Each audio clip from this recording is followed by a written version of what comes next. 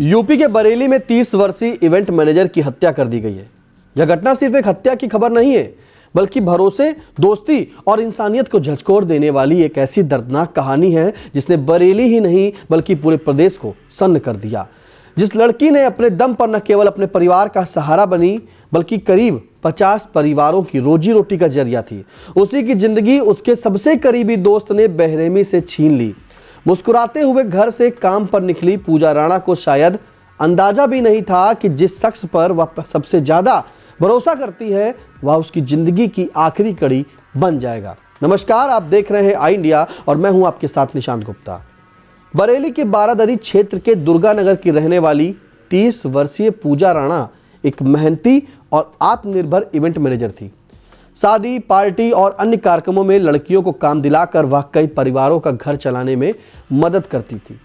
उसकी पहचान सिर्फ एक कामकाजी युवती के रूप में नहीं बल्कि एक जिम्मेदार बेटी, बहन और सहारा देने वाली दीदी के रूप में थी। 12 जनवरी को वह रोज की तरह अपनी मां और बहन से इवेंट में जाने की बात कहकर घर से निकली थी। घर वालों ने सोचा था कि वह देर रात तक लौट आएगी, लेकिन रात बीत गई, अंधेरा हो गया और पूजा का कोई पता नहीं चला। जब उसका मोबाइल स्विच ऑफ मिला तो परिवार की चिंता बढ़ गई। उन्होंने उसके करीबी दोस्त विमल से संपर्क किया, जिस पर पूजा को घर छोड़ने की जिम्मेदारी थी। विमल ने बड़ी आसानी से कह दिया कि उसने पूजा को घर के पास छोड़ दिया है, लेकिन जब आसपास पूछताछ की गई तो पूजा कहीं नजर नहीं आई। यही वह पल था जब परिवार की बेचैनी डर में बदलने लगी। आखिरकार गुमशुदगी की रिपोर्ट दर्ज कराई गई और पुलिस ने जांच भी शुरू की। सीसीटीवी कैमरों की फुटेज ने पूरे मामले को नई दिशा दे दी, नया एंगल दे दिया।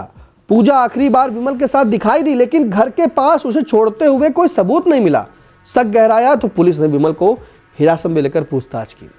सख्ती से पूछताछ करने पर जो सच्चाई सामने आई उसने हर किसी को हैरान कर दिया। पुलिस के मुताबिक विमल ने पहले पूजा को नशीला पदार्थ पिलाया और फिर मफलर से गला कसकर उसकी हत्या कर दी। इसके बाद किसी को शक न हो इसलिए शव को KCMT कॉलेज के पीछे एक खेत में दफना दिया। जिस दोस्त पर पूजा और उसका परिवार आंख बंद करके भरोसा करता था वही उसका कातिल निकला।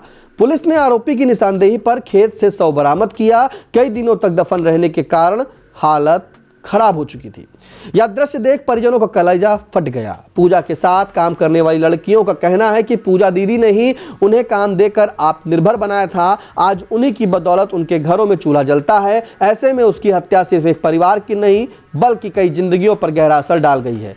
हत्या के पीछे प्रेम प्रसंग, पैसों का लेन देन या लूट जैसी आशंकाएं सामने आ रही हैं, लेकिन असली वजह की तलाश अब भी जारी है। बहरहाल यह मामला न केवल कानून व्यवस्था पर सवाल खड़े करता है बल्कि यह भी सोचने पर मजबूर करता है कि जब अपनों का ही भरोसा टूट जाए तो इंसान किस पर यकीन करे।